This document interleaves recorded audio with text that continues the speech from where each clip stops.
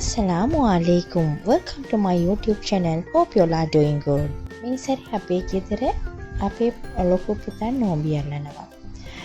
එයාට අපි සර්ප්‍රයිස් එකක් කරන්න ඕන කියලා හිතාගෙන එයා ආස කරන කෑම ಜಾති හැදුවා. මිනි පීට්සා එයා හරි කැමති. අනිත් එක බ්‍රවුනි. ඒකත් කන්න එයා හරි කැමති. ඒ නිසා අපි ඉෆ්තාර් පාටි එකට එයා ආසම කරන ඒ දෙක කරලා පොඩි ඩෙකොරේෂන් එකක් කරලා එයාව අපි සතුටු කරුවා. බ්‍රවුනි එක නම් ඕඩර් කරලා තමයි ගත්තේ. ඔක්කොම හදන්න බෑනේ. ඒ නිසා අනිත් එක milk shake. Milo milk shake එකක් හදුවා. කැඳ ගෙදර තමයි අපි හැදුවේ. මේක තමයි අපේ පොඩි පාටි එක.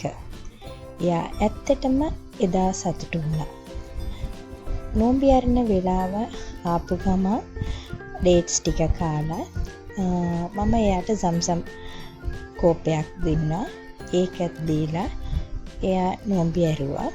එතකොට මම කිව්වා එයාව පුරුදු කරන්න ඕනනේ. එයාට කිව්වා නෝම්බි ඇරිලා දුආ අහන්න. දුආ කියන්නේ අපි දෙයියන්ගෙන් ඉල්ලන දේ. ඔයාට මොනවද අවශ්‍ය ඒක ඔක්කොම දෙයියන්ගෙන් ඉල්ලන්න. අල්ලා දෙයියන්ගෙන් ඔක්කොම ඉල්ලන්න. එතකොට එයා දෙනවා කියලා. එන් පස්සේ එයා නෝම්බි අරින්න කලිනුත් එයා දුආ ඇහුවා. නෝම්බි අරිච්චෙන් පස්සෙනුත් එයා දුආ ඇහුවා. ඇත්තටම කියනවා නම් අම්මා කෙනෙක් වශයෙන් මං හරිම සතුටු වුණා එදා. අපේ පොඩි පුතා නම් නෝම්බි නෑ. එයා තාම පොඩිනේ. එයා නෝම්බි අල්ලන්නේ නැහැ. ඒත් එයා හොඳට රඟපානවා.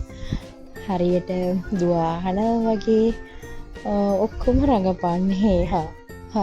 ඒක බලනකොට මට ඊටත් වඩා hina යනවා. ඒත් එයාට ඔක්කොම අවශ්‍යයි. නෝම්බි අරනකොට අයියට මොනවද කරන්නේ ඒ ඔක්කොම එයාටත් මම කරන්න ඕනේ. අපේ දුවල පුතාට අපි තමයි හරි මාර්ගෙ කියලා දෙන්න ඕනේ.